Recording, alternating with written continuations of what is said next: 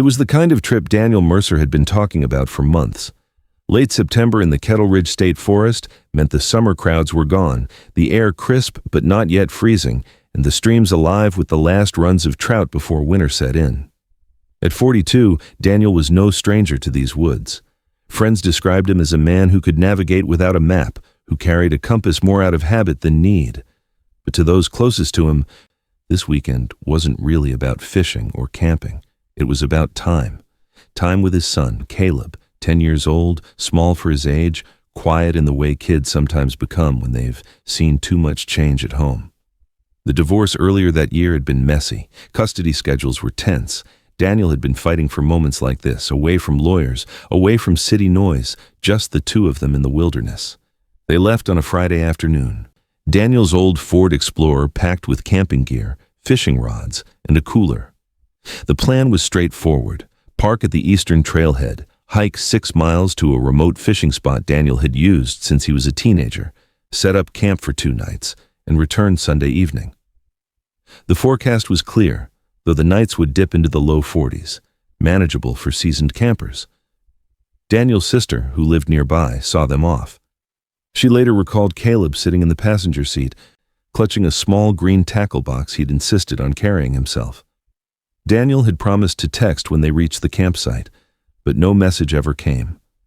That first night, the forest was quiet. Other hikers would later tell investigators that they hadn't seen or heard much activity on the eastern trails. A few deer hunters, a couple of day hikers, but nothing unusual.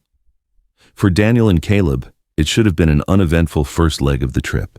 The fishing spot was accessible, the terrain challenging but not dangerous, and Daniel had enough experience to handle sudden changes in weather. Still, he had packed extra layers for Caleb, a backup water filter, and a flare kit, just in case. Saturday came and went without any communication, but family members weren't worried. Daniel often left his phone off to save battery, especially in areas where reception was spotty. They assumed father and son were out on the water, Caleb learning how to cast under his father's patient guidance. When Sunday rolled around, however, Daniel's sister began to check her phone more often. The hours ticked by and dusk settled without a sign of the Explorer pulling into the driveway. By 9 p.m., she was calling Daniel's phone repeatedly. Each time, it went straight to voicemail. By midnight, worry began to take hold. Daniel wasn't the type to ignore schedules, especially when Caleb was involved. He had a Monday morning shift at the auto shop. Caleb was due at school. And even if they had decided to stay an extra night, Daniel would have made arrangements if not for himself, then for his son's mother. She, too, began calling. The silence from the other end was immediate and complete. Early Monday morning, Daniel's sister drove to the trailhead. The Ford was still there, parked neatly in the gravel lot, dusted with pine needles as though it had been sitting undisturbed all weekend. Inside, there was nothing out of place. No wallet, no phones, just the empty back seat where their gear had been. The only thing left behind was a half-empty bottle of water in the cup holder. That detail would stick with her. Daniel never left water behind, if he could help it. By 8:30 a.m., the county sheriff's office had received an official missing persons report. Within an hour, deputies were on site, taking statements and photographing the vehicle. The Kettle Ridge State Forest was vast, over 70,000 acres of dense pines, ridgelines, and hidden ravines. It was the kind of place where the difference between a safe return and vanishing without a trace could be as simple as one wrong turn. The sheriff's department knew that in a missing persons case, especially in wilderness, every hour mattered. Word spread quickly among locals and nearby hikers. Volunteers began to assemble at the trailhead, ready to join search teams. The sheriff coordinated with the State Park Service to bring in experienced trackers and canine units. Helicopters were requested to perform aerial sweeps before the day's light faded. Family members clung to the hope that maybe Daniel and Caleb were simply lost and waiting to be found, huddled in a makeshift shelter, their campfire smoke soon to be spotted from above. But there was an unease from the start. Daniel's skill in the outdoors should have made survival for 2 nights possible. His caution with Caleb should have prevented them from wandering too far off course. Yet, there they were, gone without a word, with no sign of where they had headed once they left that gravel parking lot. By that Monday afternoon, as search teams prepared to fan out into the forest, One thought lingered quietly at the edges of everyone's mind. If they were still out there, why hadn't they found their way back? And in the vast, shadowed expanse of Kettle Ridge, that question would soon be followed by a far more troubling one. What if someone, or something, didn't want them to? By the time the sun was fully up on Monday morning, the gravel lot at the eastern trailhead was crowded with county vehicles, search and rescue trucks, and a growing number of volunteers. The sheriff's office wasted no time. The moment Daniel and Caleb were confirmed missing, a coordinated ground search was launched. More than 60 people assembled, from experienced park rangers to off-duty firefighters, along with locals who knew every bend in the trails. Canine units were brought in from 2 counties over, their handlers methodically prepping them before sending them down the forest's narrow paths. The Ford Explorer sat where it had been the day before, locked but otherwise undisturbed. Investigators noted that the camping gear was gone, meaning father and son had likely made it to their intended site. Inside the vehicle, deputies photographed the half-empty water bottle in the cup holder, the stray pine needles on the floor mats, and the faint mud streaks along the driver's side, details that could later matter if foul play was suspected. The car became a silent starting point for the search, the last confirmed location of Daniel and Caleb before they disappeared into 70,000 acres of dense wilderness. Teams began moving out in organized sweeps, the first wave following the main trail that led toward the fishing spot Daniel had mentioned to his sister. Others branched off into the smaller, less maintained side paths that wound unpredictably through thick brush and steep ridgelines. The terrain here had a reputation. Even seasoned hikers admitted the forest could turn you around in a matter of minutes. Trails that seemed clear in daylight could vanish into shadow within a few steps, replaced by near-identical corridors of pine and oak.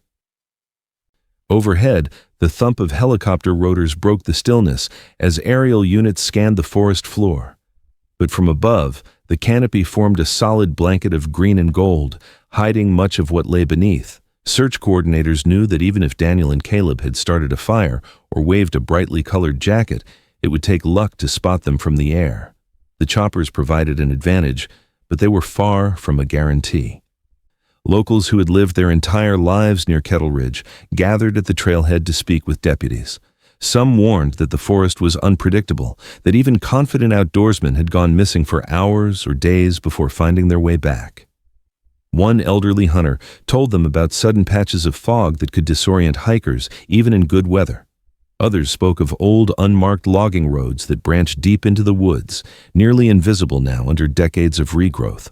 For a father with his young son, taking a wrong turn down one of those forgotten paths could easily lead to trouble. By mid-afternoon, the first canine teams returned with mixed results. A few dogs had shown brief interest in areas along the main trail, noses lifting toward the air before circling back to handlers, but no consistent scent trail emerged.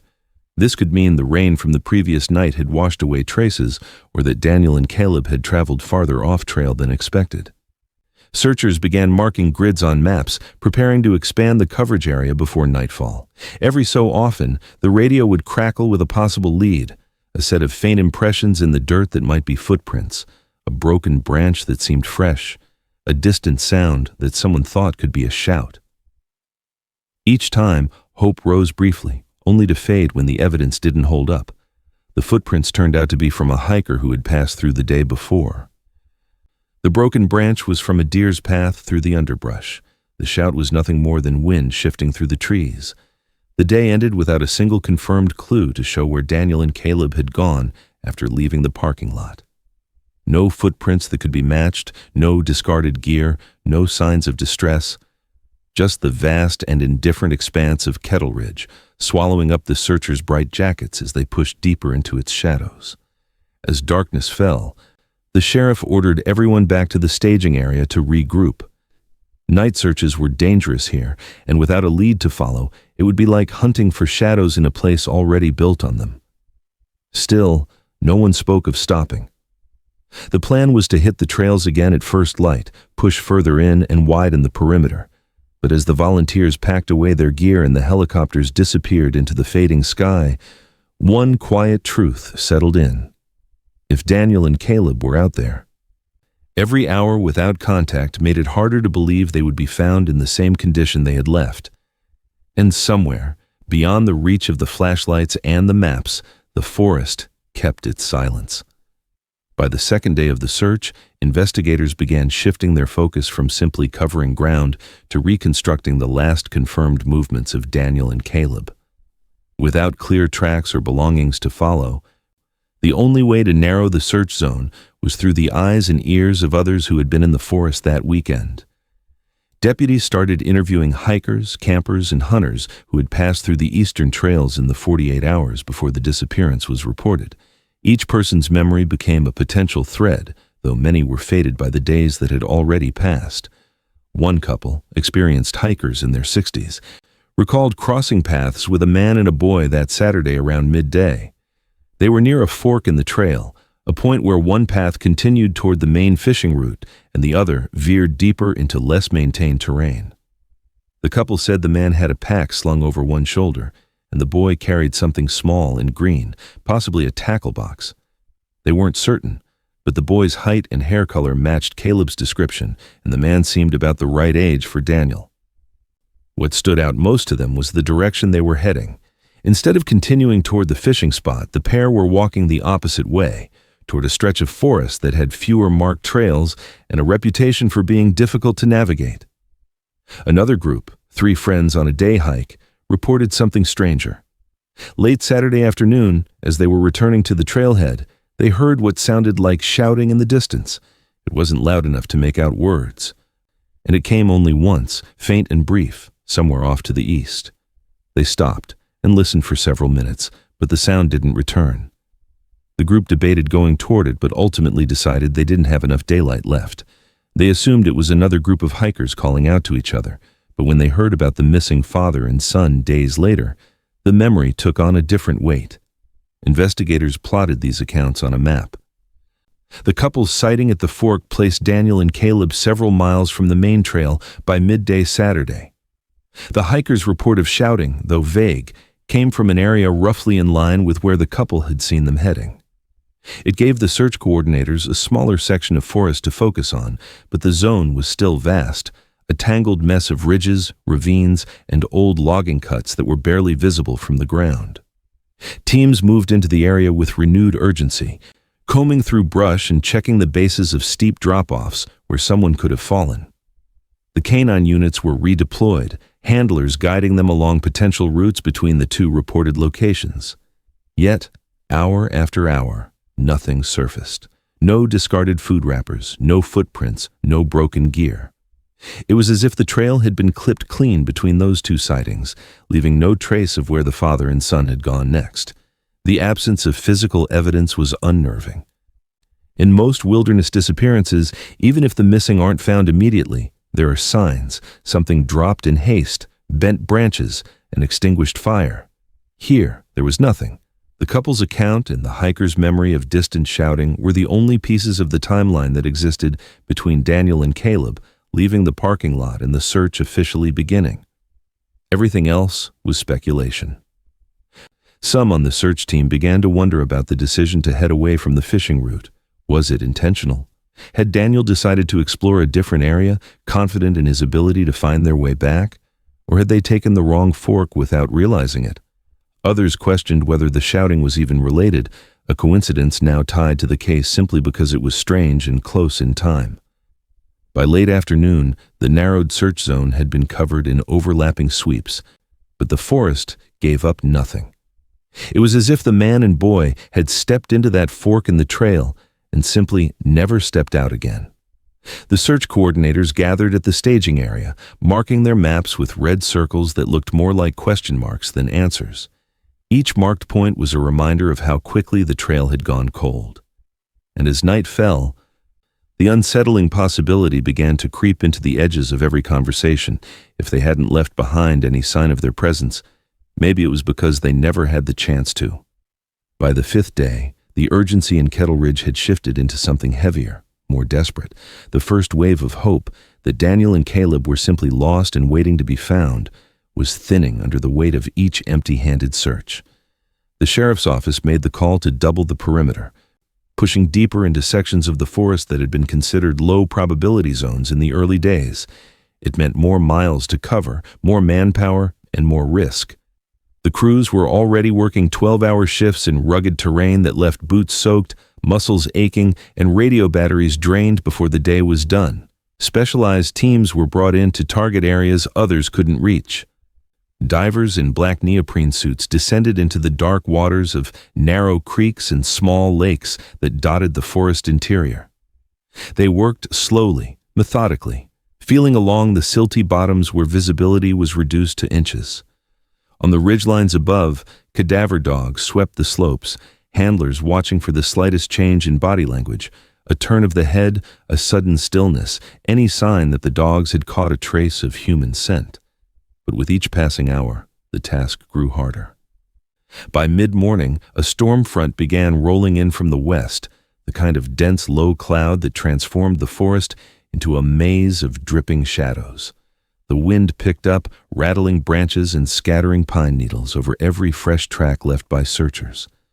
When the rain came, it came hard, sheets of water sluicing down the gullies, turning dirt paths into slick channels of mud. For those leading dogs, the downpour was a near-certain death sentence for whatever faint scent trails might have remained. It was in this worsening weather that a small search team stumbled on something that briefly spiked everyone's hopes. About 3 miles from the main trail, in a clearing shielded by thick brush, they found an improvised fire pit. The circle of stones was small, no more than 2 feet across, but inside was the charred remains of wood, still marked with the pale white of recent ash. A few embers hid in the blackened pile, stubborn against the rain, as if the fire had been used not long before. The surrounding ground, however, was puzzling. No sleeping bags, no backpacks, no fishing gear, no food wrappers. Just the pit, isolated and oddly clean, as if whoever had built it had taken care to leave nothing else behind. Word of the discovery traveled quickly back to the staging area. For investigators, the fire pit was the first tangible sign in days that someone, maybe even Daniel and Caleb, had been here after the last confirmed sighting. But there was no definitive link. It could have been used by hunters or other hikers, or even by locals who sometimes camped in remote parts of the ridge without permits. Without personal belongings to tie it directly to the missing father and son, it was just a clue that couldn't quite stand on its own. Still, its location raised uncomfortable possibilities. If Daniel and Caleb had been there, why was there no other sign of them? Had they abandoned their gear to move faster, or had someone else been there after them, removing or destroying what they left behind? The debate began quietly at first among search coordinators and deputies, then spilled into family conversations. Maybe they had gotten lost, taken a wrong turn, and built the fire in an attempt to signal rescuers. But there was another theory, one that hung heavier over the group. What if they hadn't been lost at all? What if they had been avoiding something, or someone? For Daniel's family, that thought was worse than the idea of the forest itself taking them. His sister, who had been at the trailhead every day, told reporters that her brother was too skilled to simply vanish without leaving a sign. Caleb's mother began asking the kind of questions no parent wants to voice, about strangers on the trails, about people who might have been watching them. The conversations at the command tent took on a sharper edge, shifting from survival tactics to the possibility of foul play. As the rain pounded on the tents and the forest floor turned to mud, the searchers pressed on, eyes scanning for anything, a shred of fabric, a dropped item, a footprint in the softened earth. But the storm was relentless, washing away not only the traces of Daniel and Caleb, but also any certainty about what had happened to them. And in its place, an unease was settling in, the kind that suggested this was no longer just a rescue mission, but something far more complicated, and possibly far more dangerous. By the second week, the forest had begun to feel different to those who searched it. The initial burst of determination was giving way to a quiet tension, the kind that comes when too many days pass without answers. Search grids had been expanded, and then expanded again. Teams had returned to previously covered areas with fresh eyes, and still there was nothing. No footprints, no discarded clothing, no sign of a camp. It was in this void that darker possibilities began to take root. Among investigators, the conversation shifted from survival scenarios to the unthinkable. Maybe Daniel and Caleb weren't simply lost. The sheriff's office had dug into Daniel's background, looking for any possible lead. He had no known criminal history, no recent disputes outside of the divorce, but that divorce had been bitter. Caleb's mother had fought for primary custody, and while a court had ruled for shared time, there had been tension over schedules and decisions. Some in law enforcement couldn't ignore the possibility that Daniel had used the camping trip to disappear with his son. The theory of a staged disappearance was met with resistance from those who knew him.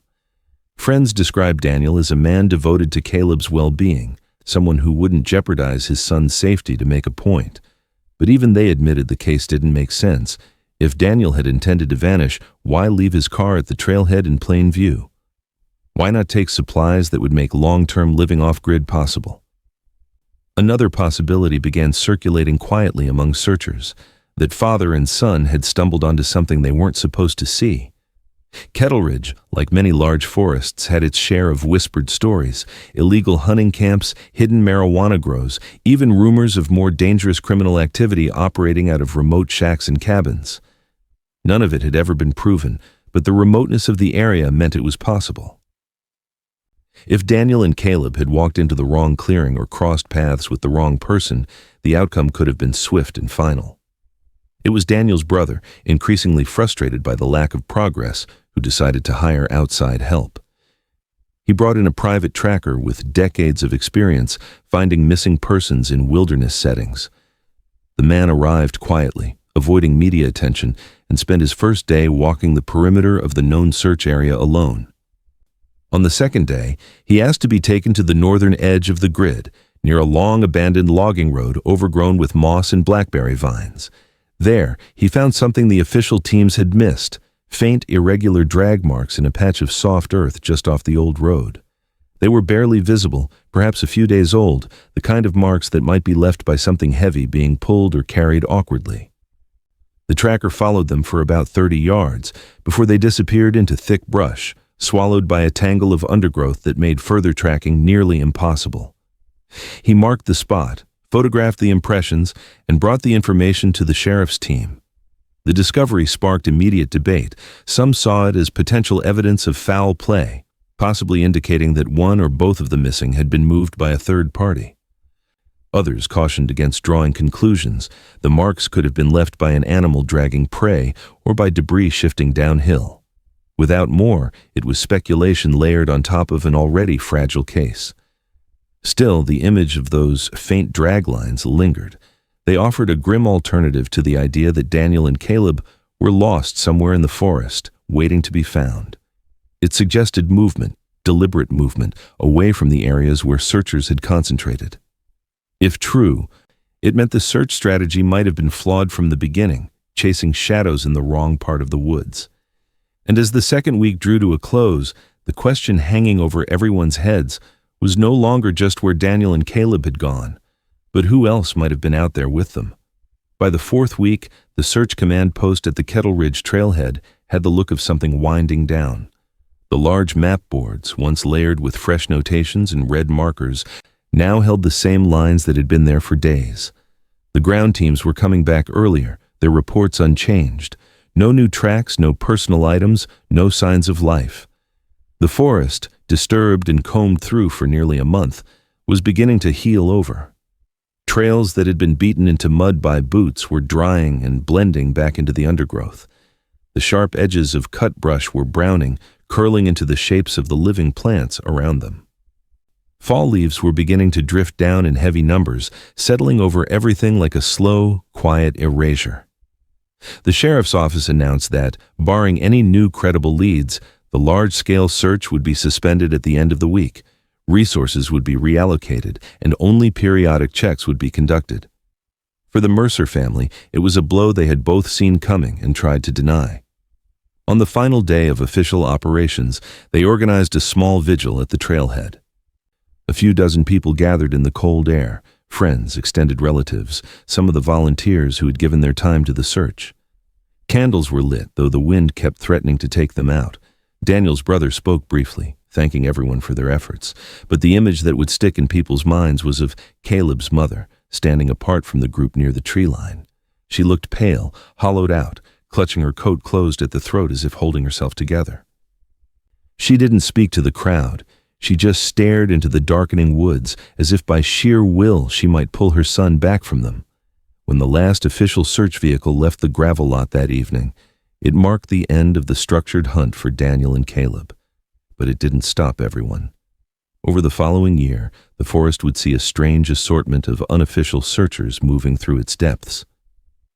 There were seasoned survivalists who believed they could find what the trained teams could not, retired detectives who didn't trust the official conclusions, even a handful of self-proclaimed psychics who claimed to know the location of the missing. They walked the ridges, poked through old hunting cabins, and traced forgotten logging roads, each convinced they might stumble upon the one clue everyone else had missed. But the trail remained stubbornly cold. No one found a piece of clothing. No one turned up a campsite. No one located a shallow grave. Whatever had happened in Kettle Ridge seemed to have happened completely, leaving nothing behind but questions. Each season that passed only added another layer to the forest's cover. Spring growth over winter decay, summer brush over spring shoots, and then the blanket of autumn leaves all over again. At the sheriff's office, the Mercer case shifted into a different category. The maps and field notes were condensed, witness statements filed away. The heavy binder with its photographs, timelines, and dead-end leads was placed on a shelf in a back cabinet where the dust settled quickly. It became one of many unsolved files, pulled out only when someone claimed to have new information. Most of those tips went nowhere. Still, for those who had been there in the beginning, the memory lingered. The forest had been scoured by dozens of people over dozens of miles, and somehow it had held its secret. Daniel and Caleb had walked into it, and in less than 48 hours they had vanished so completely that even the most exhaustive search could not draw them back. And for the Mercer family, the hardest part was knowing that the silence that now hung over Kettle Ridge was the same silence that had swallowed their loved ones. In the years that followed, the disappearance of Daniel and Caleb Mercer became less of an active investigation and more of a lingering shadow that hung over Kettle Ridge. Officially, the case remained open, but without fresh evidence, it lived in a quiet limbo. Every so often, something would happen to stir the dust. A tip would come in, a sighting would be reported, or a discovery in the forest would prompt a brief flurry of renewed interest. But each time, hope would rise and then collapse under the weight of facts that didn't fit. In 2014, 3 years after they vanished, a man hiking near the Canadian border told authorities he had seen a bearded man traveling with a teenage boy. They were moving through a stretch of wilderness with no clear trail, carrying makeshift packs and avoiding eye contact. The boy, the hiker said, had sandy hair and a guarded expression, glancing often at the older man as though looking for silent permission. The description was vague, but close enough to Caleb's age progression photo that it couldn't be ignored. Deputies from 2 jurisdictions searched the area, even using aerial sweeps to cover the terrain. But by the time teams arrived, the pair was gone, leaving no trace of their passage. The sighting was never confirmed, and without further leads, it became another tantalizing what-if filed away in the Mercer binder. 2 years later, hunters deep in the western section of Kettle Ridge stumbled upon what looked like a human skull protruding from a slope of loose soil. The sheriff's office moved fast, sealing off the area, bringing in forensic teams to carefully excavate. The media gathered outside the forest entrance, whispering about a potential break in one of the county's most haunting cold cases. But within days, the results came back. The skull was from a black bear, its shape deceptive under the weathering of time. The case returned to its quiet stalemate. There were other moments, too. Rumors from hikers about strange camps hidden miles off the main trails, tarp shelters and scavenged fire pits that didn't look like they belonged to weekend campers. Some claimed they'd heard movement in the woods late at night, heavy footsteps pacing just beyond the range of their flashlights. Others told of seeing flickers of light where no one should have been. Each of these stories was investigated when possible. But the forest is a vast, shifting place. By the time anyone reached the described locations, the evidence was gone, if it had been there at all. For the people who had known them, life moved on in ways that felt both too fast and unbearably slow. Caleb's friends grew up. They finished middle school without him, went to high school, learned to drive, and graduated. Their memories of him blurred with the years, and while they never forgot entirely, his absence became a fact of life rather than a constant ache.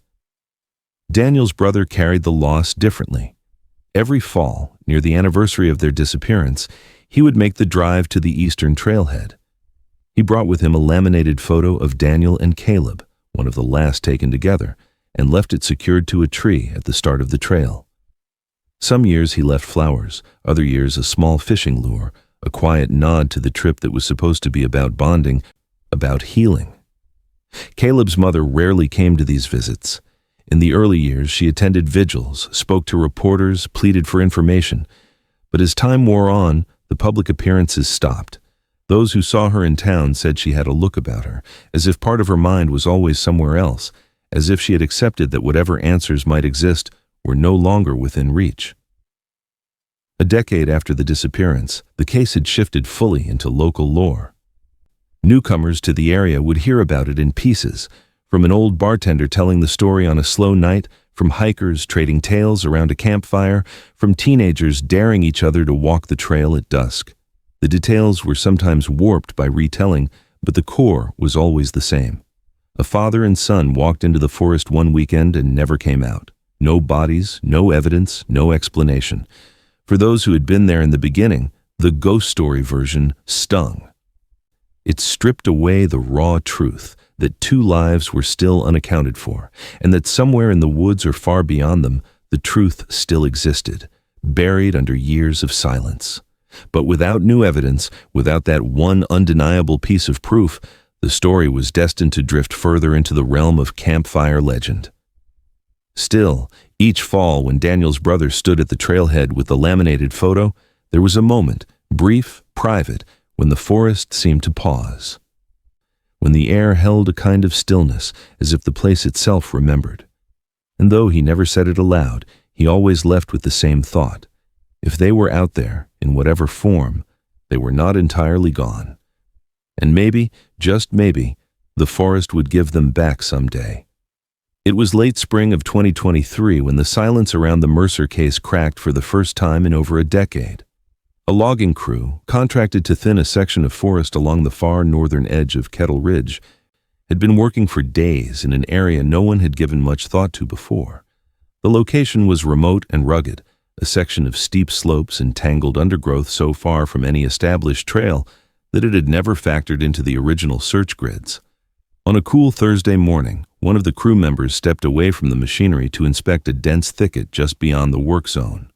That was where he saw it, a small mound of soil disrupted by recent rain, and protruding from it, the rounded heel of an old hiking shoe. At first, it didn't seem remarkable. The forest had a way of swallowing and preserving lost objects, a dropped glove, a rusted canteen, sometimes even an intact boot from decades past. But when he pulled the shoe free, the weight and condition made him pause. The leather was cracked and faded, the sole worn but still intact. It was a make and style that hadn't been produced in years, and inside was a fragment of degraded fabric, the remnants of a sock long past use. There were no bones, no signs of an injury, just the hollow, weathered shell of footwear that had clearly been here for a long time. The crew foreman radioed it in, and within hours, sheriff's deputies were on site. They photographed the discovery in place, marking the coordinates before carefully sealing the shoe in an evidence bag. Early measurements suggested it matched the size Daniel Mercer was known to wear in 2011. When records confirmed the model was from a production run that ended just months before Daniel's disappearance, the quiet possibility grew into something harder to ignore. For the first time in 12 years, they might have a physical link to the missing father and son. What made the discovery even more perplexing was its location. The northern edge of Kettle Ridge was more than 15 miles from the trailhead where Daniel's car had been found, and nearly as far from the last reported sighting of the pair. Between those points lay some of the most challenging terrain in the region, steep ridgelines, deep gullies, and sections of jagged rock that even experienced hikers avoided. For Daniel and Caleb to have ended up here, they would have had to either cross the forest in an unlikely meandering route or been brought here by some other means entirely. The area was sealed off before the media could descend, and forensic teams arrived the next day. Their work was deliberate, slow, a careful sweep outward from the point of discovery. They sifted through layers of soil, cataloging small fragments, bits of leaf litter embedded in the shoe's seams, tiny threads from the sock, a patch of hardened mud clinging to the heel. They examined the surrounding thicket, noting broken branches that could have been disturbed by animals or by the logging crew itself. Despite the meticulous search, no other clothing or personal effects surfaced. There was no second shoe, no backpack, no fishing gear, no bones. The shoe seemed to exist in isolation, as if it had been left there intentionally, far from where its owner might have fallen. That absence left room for troubling theories. Some investigators wondered if water could have carried it here during seasonal floods, though the nearest streams ran in the wrong direction. Others questioned whether it had been moved by a person, someone who wanted it to be found, or more chillingly, someone who hadn't cared if it was. For Daniel's family, the news was disorienting.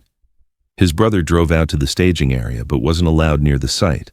He later said that just knowing there was something tangible from Daniel's last days, even something as ordinary as a shoe, made the loss feel raw again, as if the 12 years since their disappearance had collapsed into a single moment. Caleb's mother received the call from a detective she hadn't spoken to in years. She asked if they were sure it was Daniel's. The answer was careful. They couldn't be certain, not yet. But the size, the make, the age, it all matched. The find triggered a wave of speculation in the community. If the shoe was Daniel's, had he made it that far on foot? If so, why? And if it had been there since 2011, why hadn't it been found before? The original search had never gone anywhere near this section of forest. It had been considered too far afield for a man and child, presumed to be on a short weekend trip. Now that assumption seemed fragile, maybe even flawed from the start. By the end of the week, the site was cleared, and the shoe was sent to the state crime lab for detailed analysis. Forensics could tell them how long it had been exposed to the elements, whether there were traces of human DNA still locked in the fibers of the sock, whether microscopic soil samples could place it somewhere else before it ended up here. But the forest itself had already spoken in its own way. It had given up one object after more than a decade of silence, just enough to prove the past was still out there, but not enough to explain it.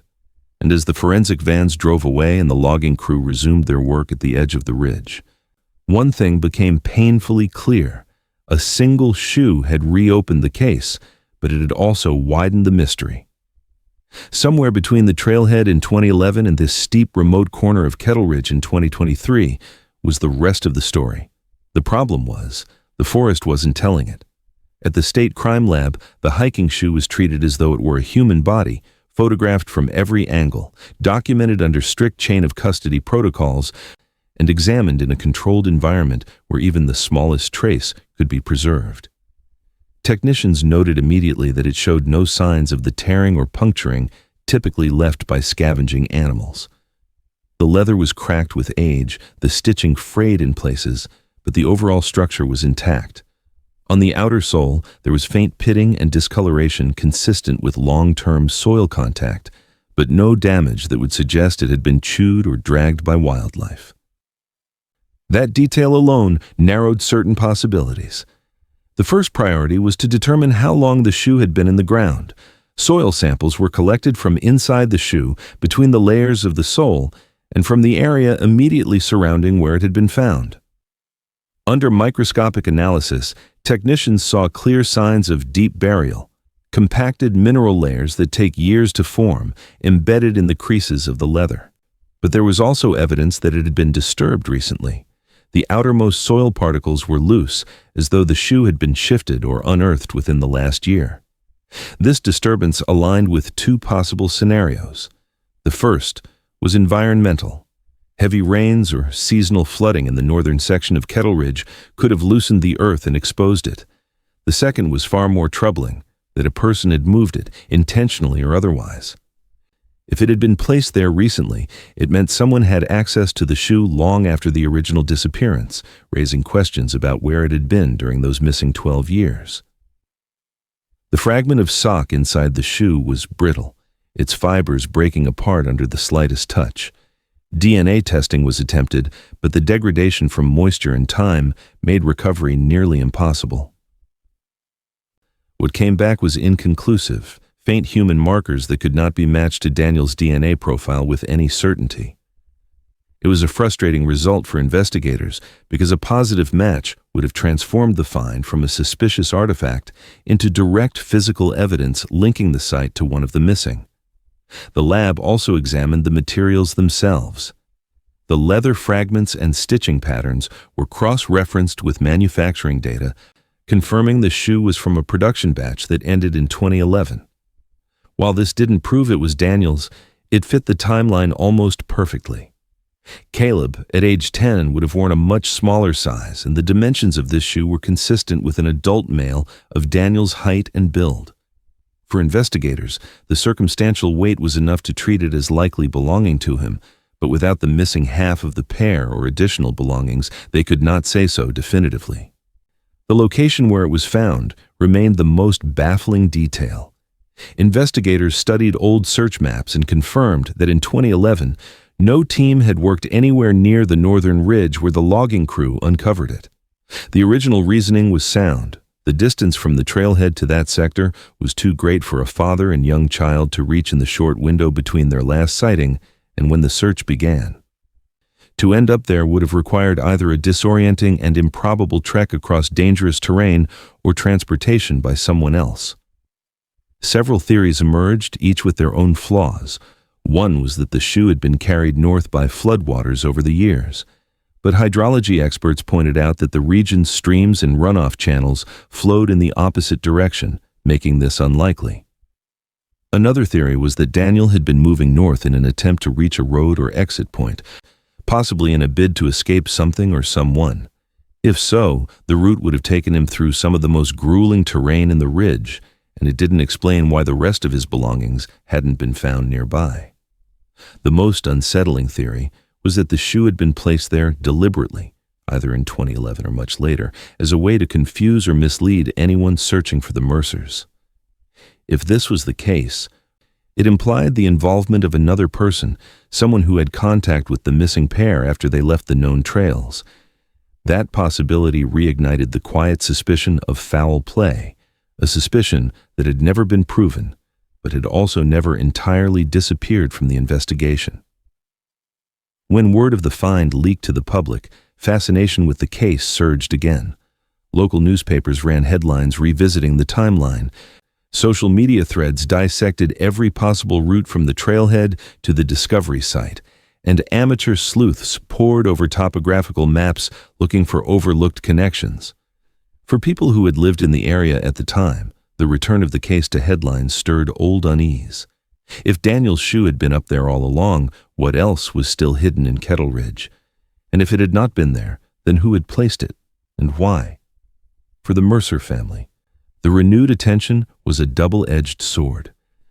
Daniel's brother welcomed the pressure on authorities to search again, but he also feared the cycle they'd lived through before, hope rising with each new clue, only to be crushed when answers failed to appear.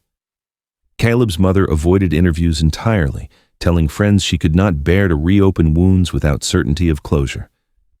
In the end, the forensic analysis provided fragments of truth, but no resolution. The shoe was old enough. The size was right, the burial consistent with a long absence, but the absence of conclusive DNA or companion evidence meant it could not close the case. Instead, it became a symbol of the mystery itself, a single object, displaced in space and time, carrying just enough weight to prove the past still had a presence in the present, but not enough to explain how it had gotten there. And for investigators, the unanswered question was the same one that had haunted them from the first week of the search. If this was Daniel's shoe, then where was the rest of him? And where was Caleb? The discovery of the weathered shoe set in motion a new wave of searches, but this time the mood was different. Gone was the frantic optimism of 2011. What took its place was a grim, measured approach. a sense that they were no longer looking for people, but for what was left behind. In early summer of 2023, just weeks after the logging crew's find, search and rescue teams were once again moving through the Kettle Ridge wilderness, but this time they were starting from the northern edge, where the shoe had been unearthed and working outward. The terrain was as unforgiving as it had always been. 15 miles from the original trailhead, the northern ridge was a labyrinth of steep inclines, loose rock, and dense thickets of mountain laurel that tangled around boots and snagged at clothing. Even seasoned searchers struggled to move more than a few hundred yards per hour in the more treacherous pockets. Some areas required rope to descend, others to climb. The hope was that somewhere near the discovery site, perhaps in a gully, perhaps under the cover of fallen timber, there might be the rest of Daniel's remains or some trace of Caleb. For weeks, teams worked the ground with cadaver dogs, drones equipped with thermal imaging, and even metal detectors in case remnants of camping gear or fishing equipment had survived. Every square meter was examined, every depression in the earth was probed. But nothing surfaced. No second shoe, no scraps of fabric, no human bone. The thicket that had yielded the shoe became more of an enigma with every day that passed. The absence of any other trace was almost more unsettling than the find itself. The lack of evidence fueled old divisions among those who had followed the case. To some, the lone shoe was proof that Daniel had made it this far, perhaps on foot, perhaps being moved by another person. In this theory, Caleb's absence could only mean one of two things: that he had perished earlier in the journey, or that he had been separated from his father somewhere along the way and met an entirely different fate. For others, the find seemed staged, either to reignite attention on the case or to deliberately misdirect. In that version, the shoe might not have been anywhere near that thicket until very recently. In small-town diners and online forums, the theories began circulating again with renewed intensity. Some clung to survival scenarios. They pictured Daniel and Caleb encountering a crisis early on, maybe an injury, maybe a wrong turn, and pushing deeper into the forest in search of help. They imagined them building makeshift camps, living off whatever they could find, perhaps even reaching the northern ridge in an attempt to get out. But 12 years of exposure in a wilderness as vast as Kettle Ridge would have left more than one shoe behind. That theory always faltered under the weight of its own logic. Others leaned toward foul play, a theory that had never fully disappeared. In their minds, Daniel and Caleb could have crossed paths with someone who knew the forest well enough to hide them, or what was left of them, for over a decade. The drag marks near the old logging road, found by the private tracker in 2011, were remembered now with fresh suspicion. If those marks were connected to the case, they could indicate that one or both had been transported elsewhere, perhaps even to the very ridge where the shoe was eventually found. There was also a smaller, quieter group who suspected something even stranger, not supernatural, but deliberate. In their version, Daniel had staged their disappearance, planning to take Caleb away from everything in his life, perhaps to start over somewhere else. In this telling, the plan had gone wrong. Illness, injury, or an accident could have left Daniel dead in the forest, his body hidden or lost to time, while Caleb, well, no one could agree on that part. Some said he might have been rescued by someone who chose not to come forward. Others whispered about trafficking or abduction. But in every version, there was a hard truth no one could escape. If Daniel had orchestrated an escape, there should have been more evidence of how far they got. The Mercer family met the renewed search with quiet endurance. Daniel's brother returned to the trailhead for the first time in years, standing beside the laminated photo he always left on the tree. He visited the new search base at the northern ridge, speaking with deputies, walking the perimeter of the work zone. He told one reporter that the shoe didn't bring him peace. It brought him questions he hadn't been ready to face. Caleb's mother, on the other hand, avoided all public comment. Friends said she refused to see photographs of the shoe, refused to visit the site, and didn't follow the coverage. For her, reopening the search meant reopening a wound that had never healed. By late August, after 2 months of concentrated effort, the new search was officially suspended. The sheriff's office announced that without new evidence, there was nothing further they could do in the northern sector. The lone shoe, they admitted, could not tell them the rest of the story. It was a fragment, maddening in its incompleteness, and nothing else had surfaced to connect the dots. As the crews packed up and the forest reclaimed the cleared paths, the case slipped back into the category it had occupied for most of the last 12 years, an unsolved mystery. But it was no longer just a local story. The 2023 discovery had been covered by regional news outlets, and the speculation spread far beyond Kettle Ridge. Amateur sleuths built detailed maps of the area, overlaid with potential routes from the trailhead to the shoe site. Podcast episodes dissected the case in hour-long segments. Theories multiplied, but none brought closure. What remained was the image of that one weathered hiking shoe, lying half buried in the soil of a place where no one thought to look. Its presence posed more questions than answers. How had it gotten there? Had it been dropped during a desperate escape, carried by water, or placed by human hands years after the fact? And if it was Daniel's, where was the other shoe? Where were his remains? Where was Caleb? The official record ends there. The sheriff's report lists the shoe's coordinates, its condition, and the results of the forensic analysis. But beyond that, there is only speculation. The forest offers nothing more. No bones, no belongings, no witness who can bridge the gap between 2011 and 2023. In that silence, the case remains suspended in time, unsolved and unclosed. And so, the trail stops at that lone weathered shoe in the soil. Not a grave marker, not a confession, just a single object that refuses to explain itself. Somewhere in the vast expanse of Kettle Ridge, the rest of the story is still out there, waiting to be found or waiting to remain hidden forever.